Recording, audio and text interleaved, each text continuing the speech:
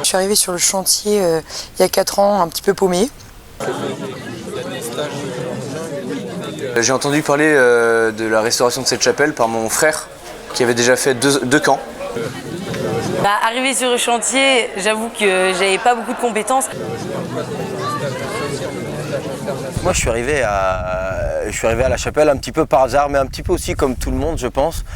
Donc en rencontrant Reynald.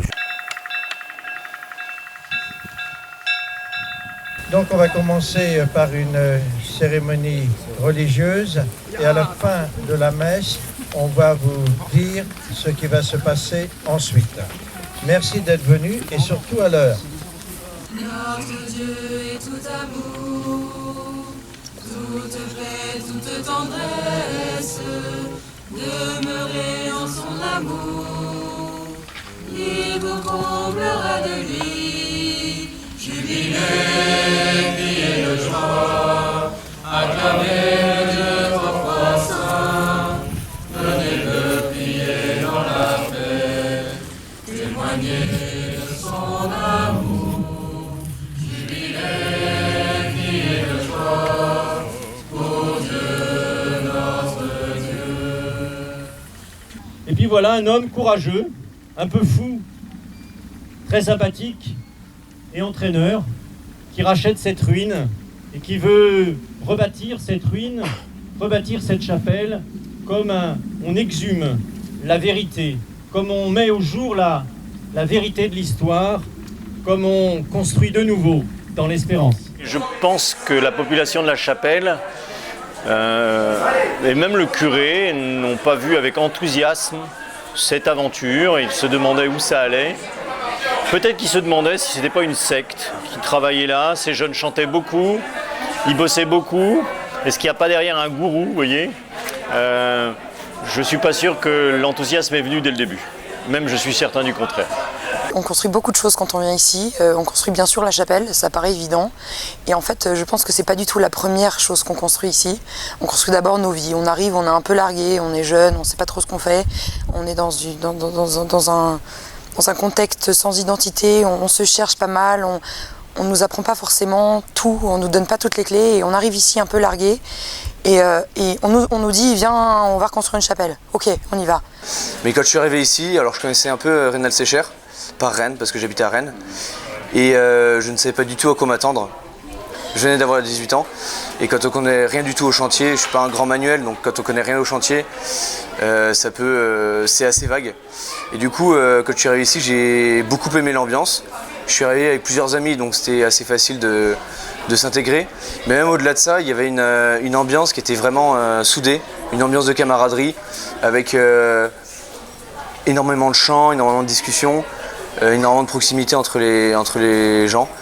Et il n'y avait pas ce côté qu'on peut avoir dans la vie de tous les jours où il y a des barrières entre par exemple les garçons et les filles ou entre les différents milieux. Là on avait vraiment l'impression qu'on était tous les ouvriers d'une chapelle, on avait un projet, on avait tous le même projet et on a essayé d'avancer dans ce projet et c'est vrai que c'était très agréable parce qu'on ne se posait pas 36 000 questions. J'ai découvert le chantier de la chapelle parce que mon frère Arnaud est l'assistant premier de Reynald Secher. C'est lui qui s'occupait du chantier ici à la chapelle Basse-Mer. C'est ainsi que j'ai pu découvrir ce chantier et j'y suis venue l'année dernière pour découvrir qu'est-ce que c'était réellement et véritablement. Prenant ma retraite le 29 juillet, qui était le jour de mon anniversaire, d'ailleurs, j'ai 60 ans. Mon patron m'a demandé le soir il m'a dit qu'il m'avait trouvé un job pour ma retraite. Alors j'ai dit, je crois que j'ai assez de travailler jusqu'à maintenant, hein, pour prendre un peu de repos. Il dit, mais vous allez voir, ça va vous intéresser. Hein. C'est encadrer des jeunes à restaurer une chapelle. J'ai été tout de suite agréablement surpris par la dimension supérieure qu'il y a ici, c'est-à-dire qu'on ne vient pas que pour restaurer quelque chose. Derrière, il y a toute une sphère humaine, un projet, en fait, toute l'œuvre qui fait que les hommes se retrouvent rattrapés par le bâtiment et le bâtiment rattrapé par les hommes.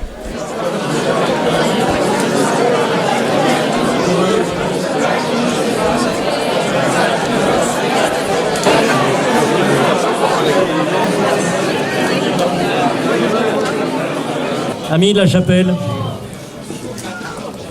après cette messe solennelle qui donc consacre 25 années de labeur, de travaux, de pleurs, de souffrances, de sueur, de joie, de rire, d'enthousiasme, eh bien nous allons bénir la dernière ardoise. Et Reynald la posera. Elle dit à la fois un achèvement, puisque c'est la dernière pierre, la dernière ardoise. Elle dit un achèvement, mais elle dit aussi un élan, puisque tout ce qui a été fait n'a pas été fait pour rien. Il est fait pour nous donner du courage, pour nous donner de l'espérance, pour nous donner de la joie dans ce qui a été fait, pour pouvoir toujours continuer dans vos familles, vos métiers, dans notre sacerdoce. Voilà, que nous soyons toujours dans un élan. Alors je vais bénir cette ardoise sur laquelle les membres du camp et les aumôniers divers ont signé. Et puis on va la poser, et puis ensuite on priera pour Reynald et puis pour nous tous. Eterno tue paterne sapientiae munere perducamur ad terminum, per Christum Dominum nostrum. Amen. Amen. Voilà. Tu la mets dans le bon sens, hein?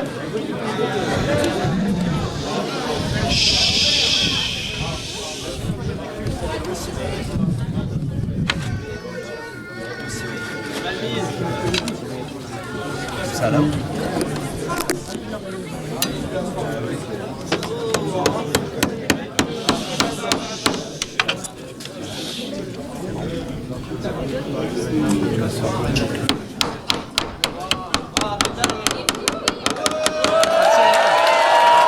Merci chef.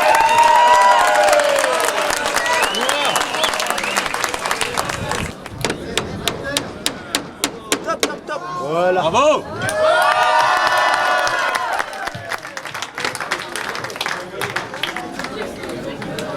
Mais simplement vous dire toute la gratitude pour Reynald. Je parle, Reynald, au nom de chacun des gars de la chapelle et des filles de la chapelle qui sont là depuis 94, 95 et qui se sont relayés de jour en jour et de camp en camp. Moi, ce que je vois ici, je vois une belle unité, une harmonie de la création. Dieu nous a créés pour achever la création. Ce que nous avons fait là, c'est une œuvre de Dieu. Déjà, le père abbé du père Emmanuel parlait déjà d'une œuvre. Et franchement, quand on voit ça, on peut se dire que c'est l'œuvre de personnes qui ont su faire confiance. Et Reynald, tu nous as permis de rêver. Reynald, tu nous as permis de rêver. Je me souviens, on était là-haut et c'était la fin de la chapelle. Voilà, on avait restauré la chapelle, c'était terminé. Et tu nous as donné la possibilité de rêver. Dans la vie, il faut rêver. Rêvons! Merci Reynald.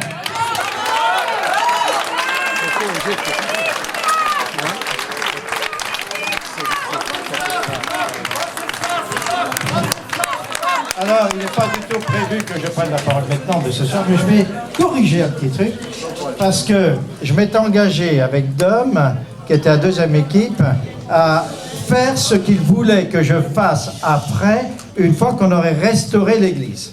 Bien. Il faut le dire, la vérité. Et un jour, on est monté au sommet. Pour pisser. Pour pisser. Et donc... Et boire une bière. Et boire une bière. Et on regardait l'infini de la loi, etc. Et il m'est tombé dans les bras et il me dit, c'est fini. Et je lui dis, c'est fini. Et là, il me dit, ah non, c'est pas possible. Parce qu'ici, c'est notre rêve. C'est notre construction intérieure, extérieure. Et je lui dis, mais et après, tu veux quoi? Puisque moi, je me suis engagé à faire ce que vous vouliez que je fasse par la suite, suite à ce que vous avez fait. Et c'est Dom qui a imaginé ça. C'est pas moi. Il faut rendre à César, c'est moi, et à Dieu, ce qu'est à Dieu, c'est lui. Et donc, une fois que il a décidé de faire cela. Je lui dis, ok, je me suis engagé et je vais t'accompagner. On est dans l'inversion, on n'est pas dans ce que tu as dit tout de suite. Et après, je leur ai dit, les gars, très bien, mais si vous voulez continuer, il faut créer. Vous voulez une crypte? Allez, on va faire une crypte. Il faut aller la créer. Je connais un bar à Rennes, on va prendre les dimensions dans le bar. Et prenez les dimensions. Tu veux un cloître? On va trouver un cloître, mais il faut un cloître noble, beau, fin, 16e, 17e. Et on est allé, on a fait des dizaines et des dizaines de cloîtres, et on a trouvé un cloître à Saint-Vincent à Rennes. Et tout est comme ça. Vous voyez? Donc rendons à César, moi, et à Dieu ce qui est à Dieu. Voilà. Voici que l'ange Gabriel devant la Vierge est apparu.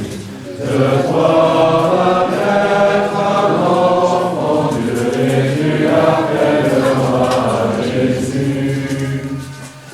En arrivant ici, j'étais comme tout le monde, c'est-à-dire tout le monde arrive bardé de diplômes peut-être, avec 18 ans, 25 ans, avec ses a priori, avec des compétences ou pas dans ce qui est le domaine dans les domaines, on va dire, de l'artisanat qu'on travaille ici, comme la charpente, la toiture, la pose de pierre ou encore autre chose, mais tout le monde est sur le même niveau et c'est structuré par site, par chef d'équipe, et chacun forme les nouveaux tout en apprenant les diverses techniques. Si je me suis rendu compte que tout ce que la religion catholique portait, c'était pas une utopie ou quelque chose qui serait bien d'accomplir. C'est vraiment quelque chose qui est possible. Alors évidemment avec cette structure c'est beaucoup plus facile, c'est rendu plus simple, c'est facilité, mais c'est pas une utopie, c'est pas juste les saints qui peuvent accomplir ça. La prière du matin, la spiritualité, la réflexion sur soi-même, se placer sur le regard de Dieu.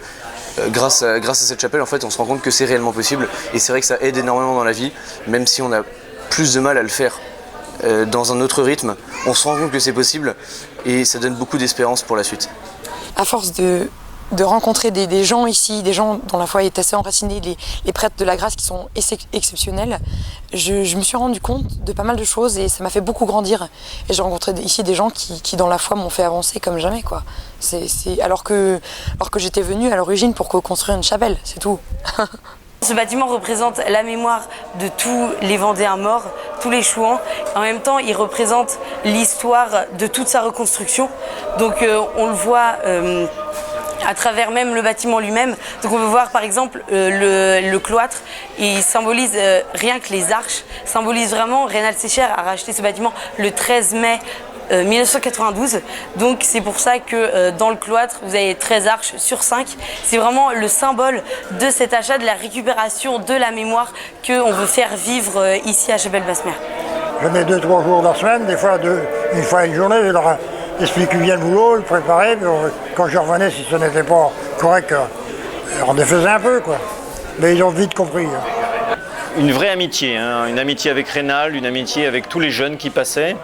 Et puis la joie de sentir qu'une grande chose peut se faire avec des moyens faibles. Le sentiment que Dieu travaille les plus belles choses en magnifiant la pauvreté. C'était des jeunes, au deuxième camp, ils avaient une moyenne d'âge de 15 ans. Et ils s'attelaient à un chantier comme celui-là, ils n'avaient aucune compétence et nous n'avions aucun moyen financier.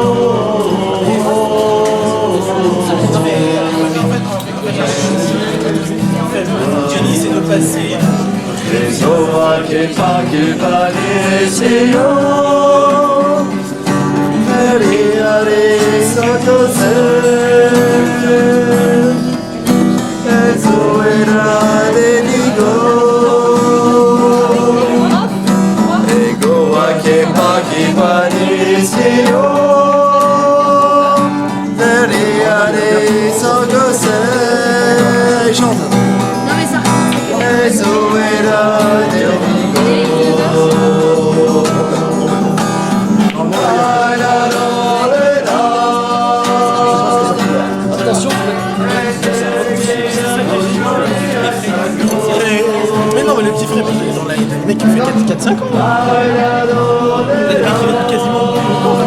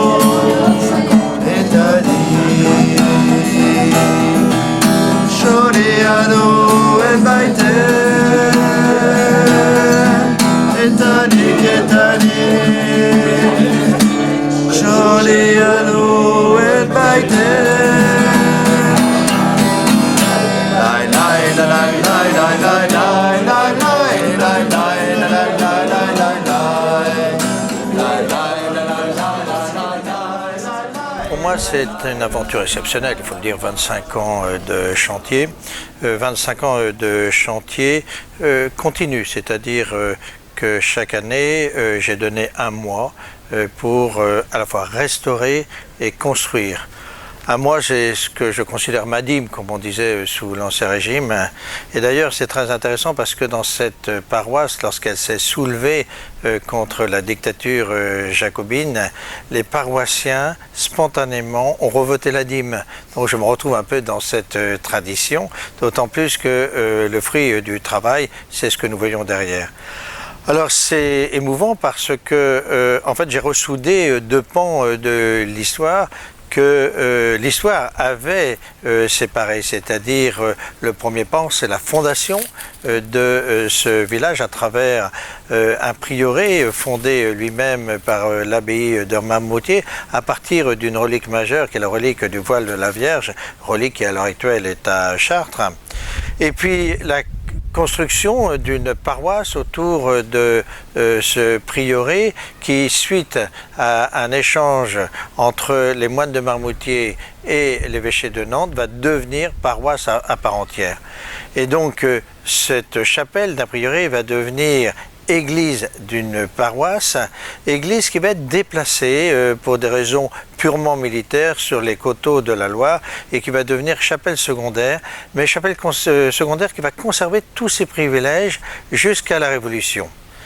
Et c'est là où il y a la deuxième rupture dans l'histoire, c'est-à-dire que ce lieu sacré, profond, respecté, va être vendu aux laïcs, mais les laïcs qui sont profondément religieux, dès qu'ils vont pouvoir le faire, ils vont le restituer à la paroisse, et lorsqu'il va y avoir la nationalisation des terres de Vendée le 1er août 1793, de nouveau cette chapelle va être nationalisée, et de nouveau le notaire royal va racheter cette chapelle pour la restituer à la paroisse. De nouveau cette chapelle va être nationalisée en 1797 et de nouveau le notaire royal va la racheter. Ça veut dire que ce lieu a été donc vendu 3 fois par l'État et racheté 3 fois par la même personne qui était un chrétien profond. Et d'ailleurs, ça remet en question toutes les thèses marxistes qui disent que les bourgeois se sont fait de l'argent avec les biens religieux. Voilà un cas contraire, puisque le notaire royal, la famille Vivant en l'occurrence, a tout racheté, non pas pour se faire de l'argent, mais justement pour redonner à la paroisse. Et ce qui est extraordinaire, c'est que comme ce bâtiment ne va pas se faire nationaliser en 1907 suite à la nationalisation des biens du clergé, mais comme l'État a nationalisé, en tout cas localement, que l'actif mais pas le passif, la paroisse va se trouver complètement ruinée et va être obligée malheureusement d'abandonner ce bâtiment. Et ce bâtiment va devenir ruine. Tu l'appelleras Jésus. Et Dieu sait que petit enfant, la Vierge lui donna son corps. Il connaît tout de notre vie, nos âmes, joie et notre mort. Voici que l'ange Gabriel devant la Vierge est apparu. De toi va naître l'enfant Dieu et tu l'appelleras Jésus. Et son nom est Emmanuel. Oh, les anecdotes, j'en ai quelques petites. J'avais un séminariste qui avait travaillé avec moi dans la fenêtre de la lucarne arrière. Là, on taillait de la pierre, il démolissait. Alors quand je cognais avec mon burin à marteau, le morceau s'en allait parce que j'avais l'habitude. Lui, ça fait, dis-moi, moi je comprends pas, vous, les morceaux s'éclatent et moi je fais rien. J'ai dit, je vais vous dire un truc. J'ai dit, vous connaissez assez fort, mais si ça fait pas de bruit, ça fait mal. Alors il n'a pas bien compris. Et puis peut-être 10 minutes après, il s'est tapé sur les mains. Ouais, elle m'a dit, j'ai compris. Arrivé sur le chantier, j'avoue que j'avais pas beaucoup de compétences, mais je pense que c'est vraiment le cas de tous les jeunes qui viennent ici. Mais on apprend sur le tas, les personnes compétentes vous transmettent le savoir.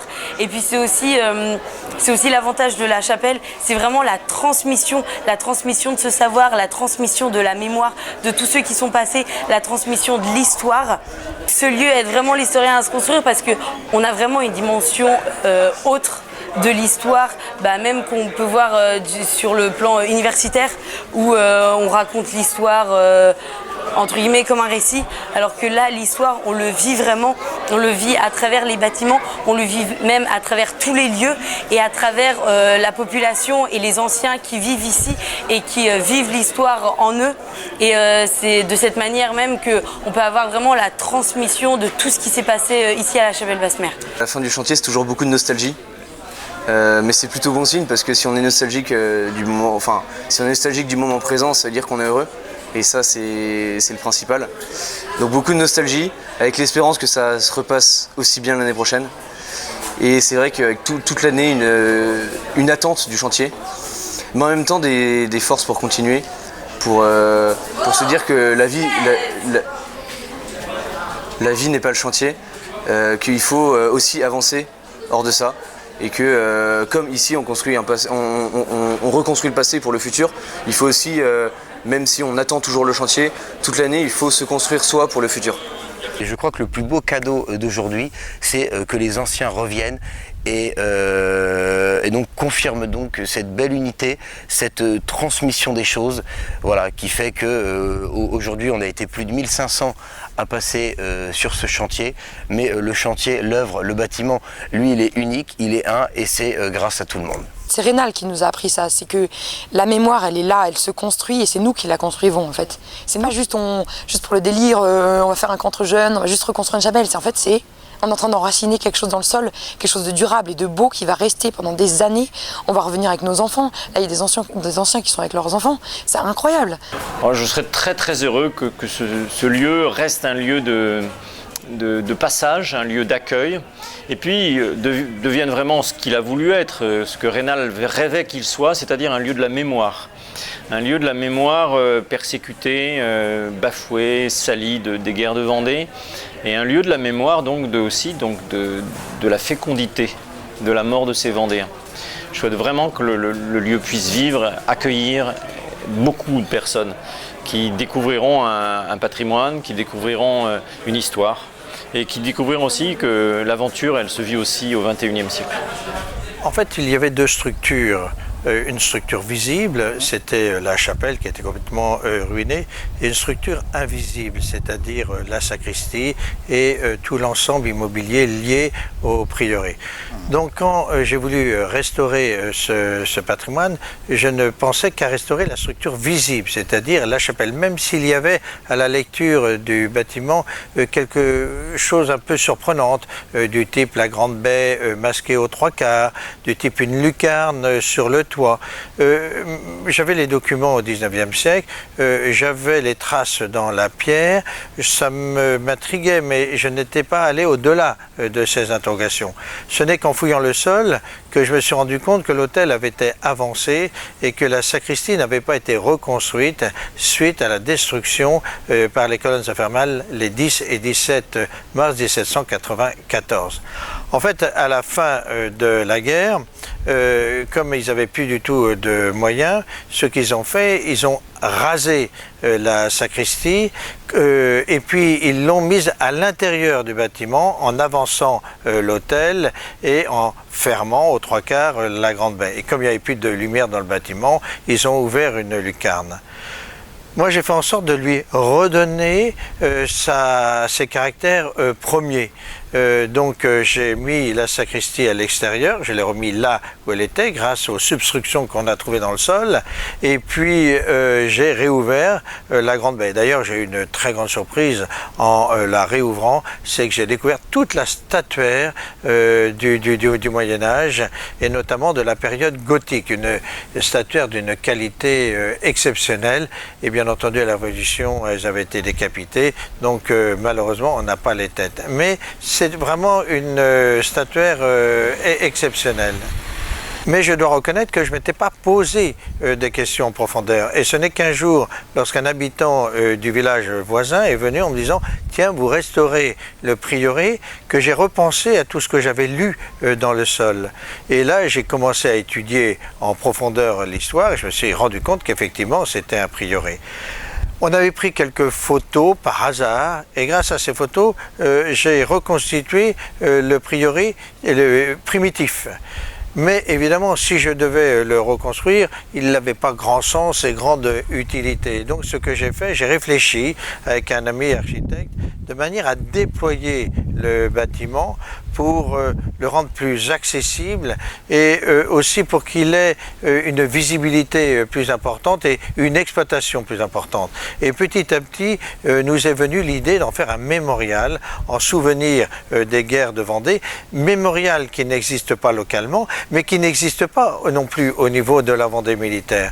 Et c'est pour ça qu'on a construit au niveau du sol deux ensembles. Le premier ensemble, c'est le mémorial proprement dit. Là, on va raconter l'histoire de la Vendée militaire, mais aussi à l'intérieur, sur les murs, on va graver la liste des habitants exterminés, mais aussi la liste de l'habitat détruit, et l'élément liant, qui est à la fois religieux, donc spirituel, mais aussi laïque, c'est-à-dire le cloître, qui va unir le religieux, l'esprit à l'humain. Et donc c'est un ensemble que je voulais harmonieux, superbe en fait, et on a fait un énorme travail justement pour que ça soit beau.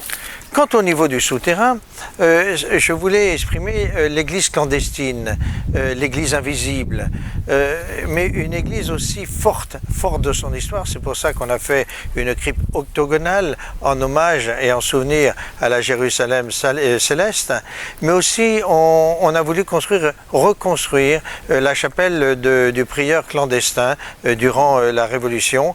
Ça consiste en un tabernacle creusé à même dans la pierre, l'élément extérieur étant en bois qui avait été brûlé d'ailleurs à la Révolution, et en fait cet élément était dans une ferme circonvoisine et le paysan est venu nous chercher en disant il faut absolument sauver cet élément parce que depuis 200 ans nous on a l'habitude de prier devant et on se souvient de ce qui s'est passé ici.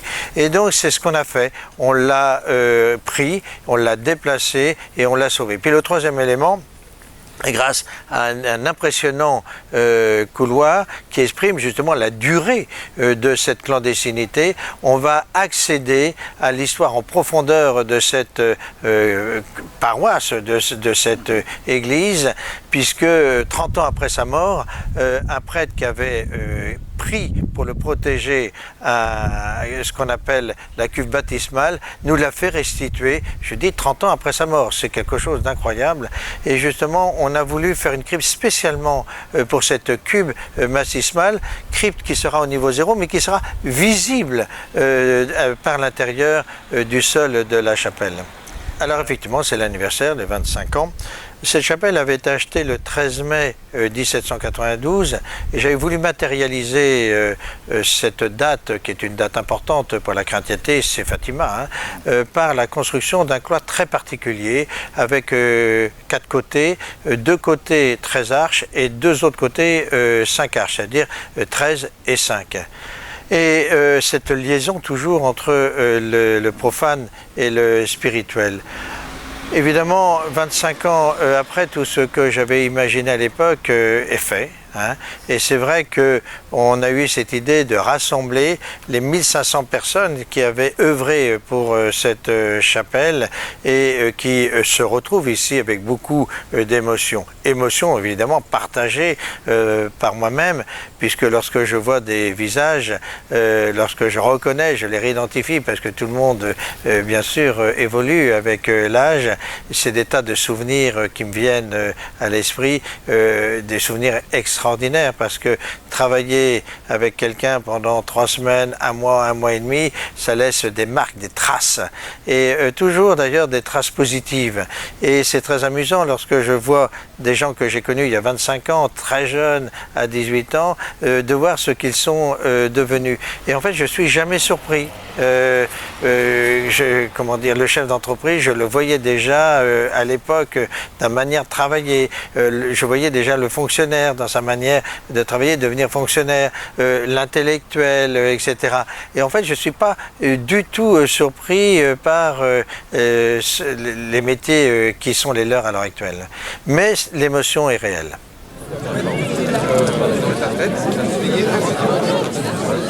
Il y a d'autres cas où il y a des stages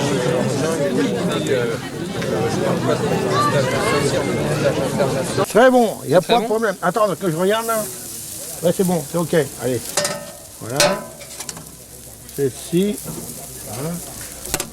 Celle-ci. Toi, tu fais un tour c'est une. pour la pause pendant le spectacle. Tout le monde en a eu quel est? Non, mais prenez. Non, mais en vrai.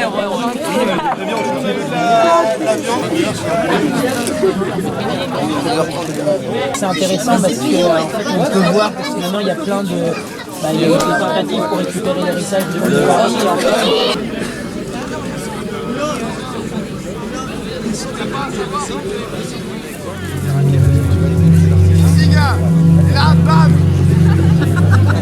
Des années que je contemple cette ruine et rien ne change. Que doit-on faire? Que peut-on faire pour que demain elle ressuscite? J'ai bien l'impression qu'il ne soit trop tard. Cette ruine fait maintenant partie de ce paysage depuis beaucoup trop longtemps. Depuis combien de temps ressurgit-elle à l'automne lorsque la nature faille? Chacun imagine alors un renouveau. Mais que faire face à l'hiver, ses pluies battantes et ses nuits glaciales? Rien. Les murs se gorgent d'eau et éclatent à la première gelée. Le printemps et son soleil chauffant tentent désespérément d'assainir le lieu. Mais c'est pour laisser place à l'été et sa vitalité qui, accompagné des chiens dents et de multiples racines, réemprisonne cette chapelle sous son opaque puissance. Je passe devant depuis maintenant 30 ans. Mais qui pourra l'arrêter? Utopiste ou crédule, je ne sais pas. Mais j'attends là des nuits entières. Je prie notre Seigneur que quelqu'un, un jour, croise ce destin. Monsieur le recteur, que faites-vous sur ce muret à cette heure si tardive? Et toi, que fais-tu par ici? Aucune personne du village ne vient jamais. L'angoisse de la nuit m'empêchait de dormir, et je me suis laissé emporter par mes pas. Je me souviens de cette chapelle, lorsque ces murs abritaient encore les dévotions de notre village. J'aimerais tant la revoir comme à ses premiers jours. Eh bien, Grégoire, l'espérance et le courage peuvent t'y aider. Notre rencontre ce soir n'est pas anodine. Cela fait maintenant 30 ans que cette chapelle est tombée en ruine, puis dans l'oubli.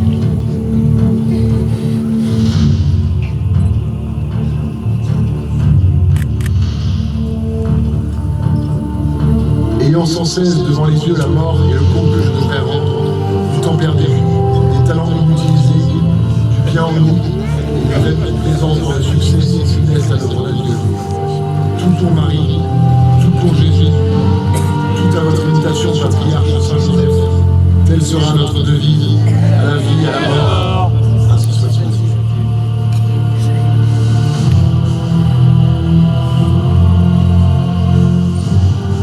Allez les gars, on y va!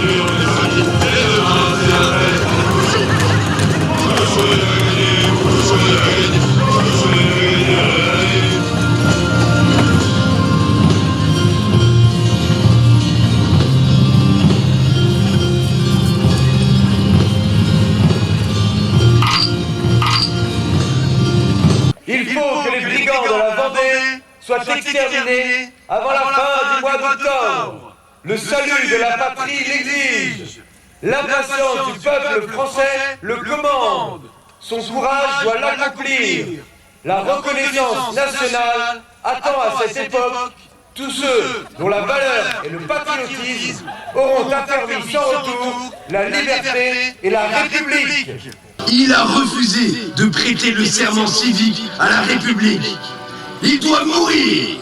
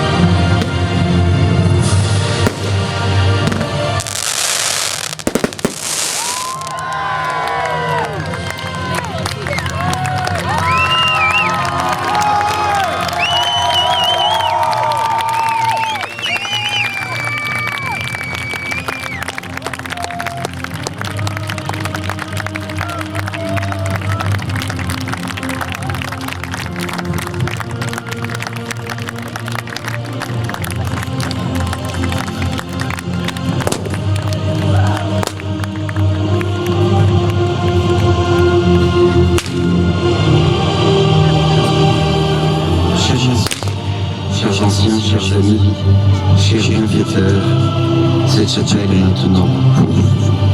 Elle est à vous. Mais chantez-moi encore une fois, ce chant qui réenchante ses murs, fait vibrer sa toiture et fait battre ses cloches.